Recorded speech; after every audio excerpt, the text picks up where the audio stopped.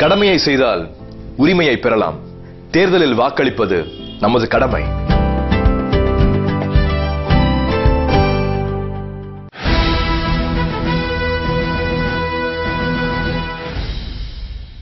வணக்கம், நான் சூர்யா பேசுறேன். மக்களாட்சிக்கு வாக்களிப்போம், மனசாட்சிப்படி வாக்களிப்போம்.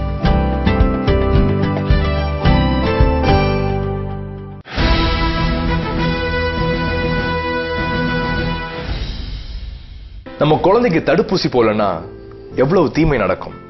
அது போல நம்ம விரலுக்கு கருப்பு மை வைக்கலன்னா வீட்டுக்கும் நாட்டுக்கும் எப்படிங்க நன்மை நடக்கும்?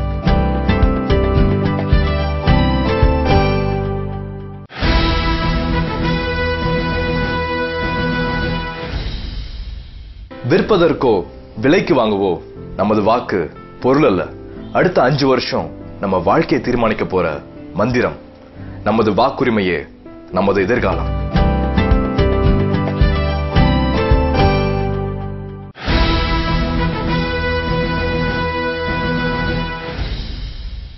ஒரு புடவை வாங்கினா கூட 2 இடம் விசாரிக்கிறோம், 4 கடை ஏறி இறங்குறோம். நம்மை ஆட்சி செய்ய போற எம்எல்ஏவை தேர்ந்தெடுப்பதற்கு முன்னாடி அவரை பத்தி தெரிஞ்சுக்காம இருந்தா எப்படி? மனசாட்சியோடு நம் பிரதிநிதிகளை தேர்ந்தெடுப்போம்.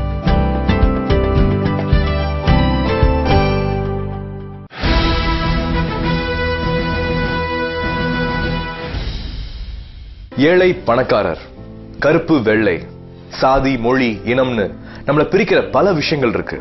ஆனா நம்ம எல்லாரையும் ஒண்ணு சேர்க்கிற ஒரு அற்புதமான விஷயம் நமது வாக்கு. நமது வாக்குரிமையே நமது எதிர்காலம்.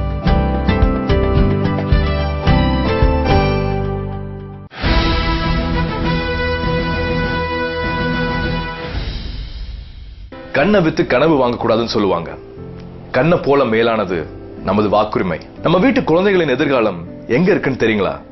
தேர்தல் நாள்ல நம்ம விரல்ல வைக்கிற கருப்பு மயில இருக்கு. நமது வாக்குரிமையே நம்ம குழந்தைகளின் எதிர்காலம்.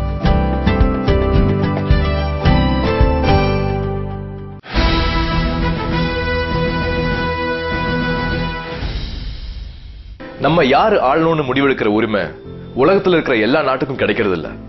10 பேர்ல ஒருத்தருக்கு தான் அந்த வாய்ப்பு கிடைக்குது. நம்ம ஜனநாயக நாட்டுல நமக்கு அந்த வாய்ப்பு கிடைச்சிருக்கு. வாக்களிப்போம், வளமான எதிர்காலம் பெறுவோம்.